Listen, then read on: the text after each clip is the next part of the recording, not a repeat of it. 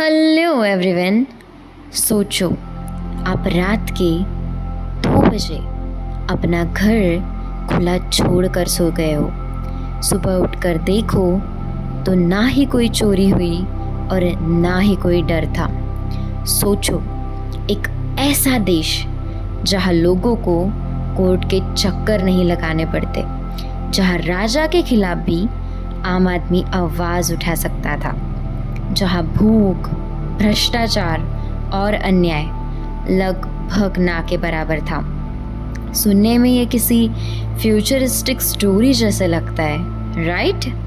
लेकिन हजारों साल पहले भारत में एक ऐसे शासन का जिक्र मिलता है जिसे हम राम राज्य के नाम से जानते हैं। आज भी पॉलिटिशियंस ये कहते हैं हम राम राज्य लाएंगे, लेकिन सवाल ये है, आखिर राम राज्य था क्या? क्या ये सिर्फ एक धार्मिक कहानी है या फिर इसमें ऐसे गवर्नेंस सीक्रेट छुपे हैं जो आज की दुनिया भी सीखना चाहती है? आज हम जानेंगे राम राज्य के वो सच जो शायद आपने पहले कभी सुने ही नहीं होंगे। 14 साल के वनवास और लंका विजय के बाद जब श्री राम अयोध्या लौटे तो पूरी अयोध्या दिए जलाकर उनका स्वागत करने लगी। इस घटना को आज हम दिवाली के रूप में मनाते हैं, लेकिन असली कहानी तो उसके बाद शुरू होती है। राजा बनना आसान नहीं था, लेकिन आइडियल राजा बनना बहुत ही ज़्यादा मुश्किल था, और यही काम श्री राम ने करके दिखाया। आज अगर इस सदी में किसी को न्याय चाहिए हो तो सालों तक केस चल सकता है, लेकिन कहा जाता है कि राम राज्य में न्याय बहुत तेज़ी से मिलता था। एक प्रसिद्ध कहानी के अनुसार एक कुत्ता भी न्याय के लिए राम के दरबार में पहुंच गया था और राजा राम ने उसकी बात सुनी थी।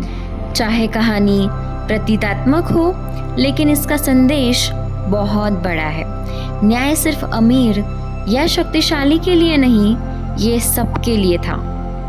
आज दुनिया भर में लोग ये कहते हैं लॉ इज अबव एवरीवन, लेकिन श्री राम के राज्य में इसका उदाहरण हमें मिलता है। जब एक आम नागरिक ने माता सीता को लेकर सवाल उठाया था तो श्री राम ने अपनी व्यक्तिगत भावनाओं से ऊपर राज धर्म को रखा था।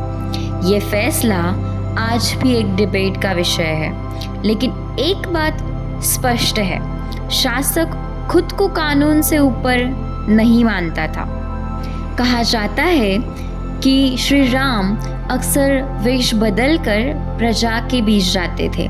वो देखते थे कि लोग उनके शासन के बारे में क्या सोचते हैं। सोचिए, जब ना इंटरनेट था और ना ही कोई सर्वे, तब भी रूलर पब्लिक फीडबैक कलेक्ट करते थे। आज के लैंग्वेज में कहा जाए तो ये real time public opinion monitoring थी। एक सवाल जो आज भी हमारे मन में उठता है, राम राज्य में क्राइम कम क्यों थे? सिर्फ सख्त कानून की वजह से नहीं, बल्कि लोगों के कैरेक्टर की वजह से। उस समय बचपन से ही सत्य, कर्तव्य और धर्म की शिक्षा दी जाती थी। जब समाज का मॉरल स्टैंडर्ड हाई हो तो पुलिस की ज़रूरत बहुत कम पड़ती है। यही है राम राज्य का मॉडल। प्राचीन ग्रंथों में ये वर्णन मिलता है कि लोग समृद्ध थे, कृषि मजबूत थे और व्यापार भी बहुत अच्छे से चल रहे थे, और लोग अपनी बेसिक ज़रूरतें पूरी कर पाते थे। ध्यान रहे, ये मॉडर्न जीडीपी वाला डेवलपमेंट नहीं था, ये वेलफेयर और स्टेबिलिटी पर आधारित एक मॉडल था।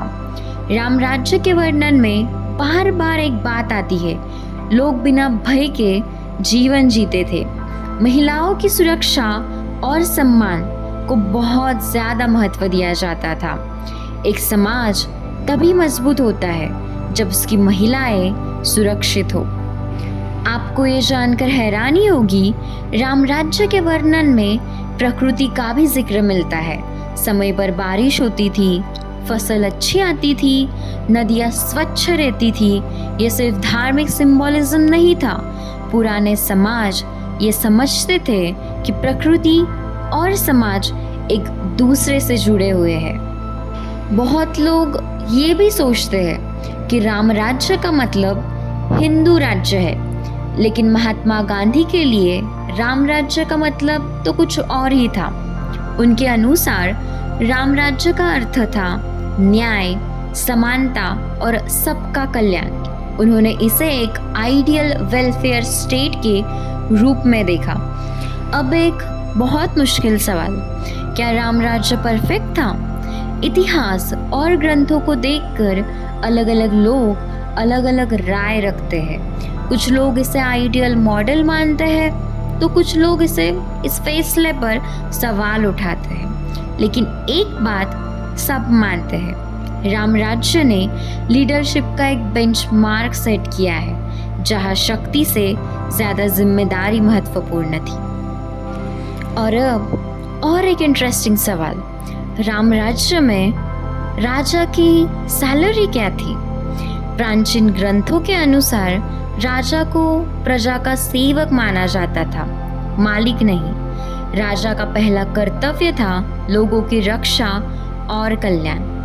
आप सब ने एक सेंटेंस तो बहुत बार सुना होगा, प्रजा सुखे सुखम राजन।